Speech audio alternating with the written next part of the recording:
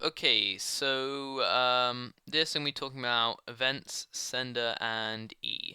So let's just duplicate this button, call it button 2. So here is how you create an event. You've known this. You can click there, you can do the lightning bolt, you can click here. This is not what the episode's about. That's how you create an event, or you can just type it out. So previously you didn't know what all this means. I'll get into this later in the episode. First I want to show you that you can um, make one sub get called from multiple events by simply on after handles do like button 2 dot click. You could also do another event for button 1 at button 1 dot move mouse move. Um, so then this just to show you hi, this will work. So hi and hi. So let's say that you wanted to distinguish between which event called the sub. Now, the sender holds information about what called the sub. E holds information about the event that was called to activate the sub. So yeah, so we're looking at sender because you don't want to know what object called it. So um, if you do if sender dot, and you can see that's all we get because it's declared as an object. Now what we can do is change it to control. Button inherits from control, which inherits from object. So because both of these are controls, we can do that. If you do sender dot, we can get stuff. You can get a lot of things there. We can actually use something that's here. But if you want to get something that's specific to a button, you can actually do dim as button. Um, so this means trying to think something that's unique to a button, but I don't know. Anyway, that's what it would be.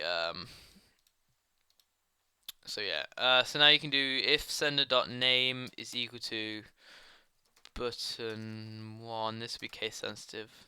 Then else. I copied that from earlier. There we are, and that should distinguish between the two. So 1 and 2. So let's see if we added checkbox. Yeah, so let's.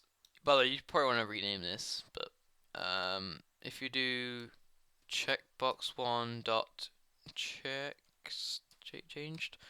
And by the way, when I say that button inherits from control, which inherits from object, it's very possible that there are some other links in there that I don't know about.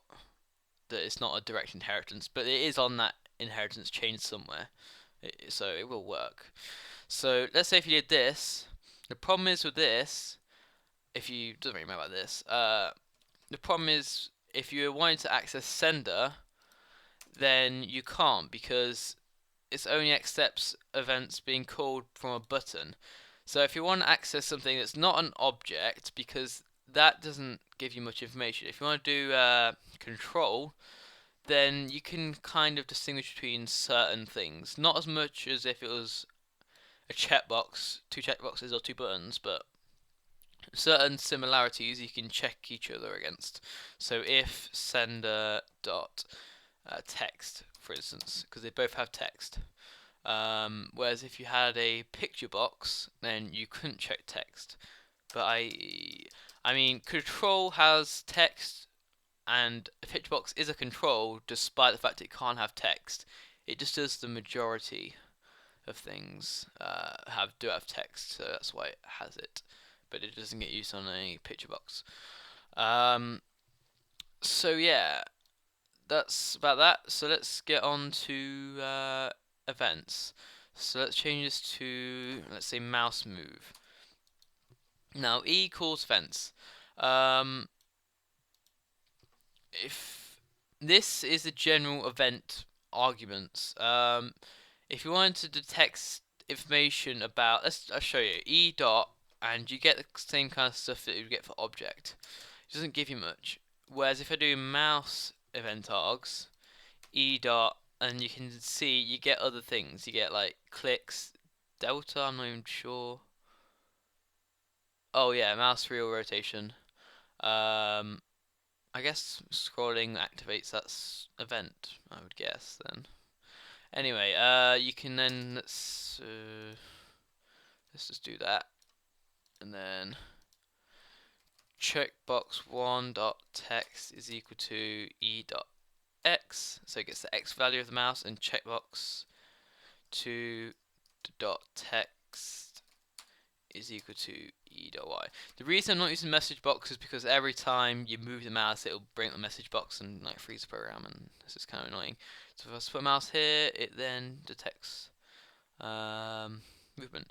I'm not sure if I told you on a previous episode when I first go over like forms and stuff, but if you want to do forms, you just do me. Me means the current form. If you're referencing another form, you have got to say the form name. But if you're inside the form, you have to say me. You can't say the form name.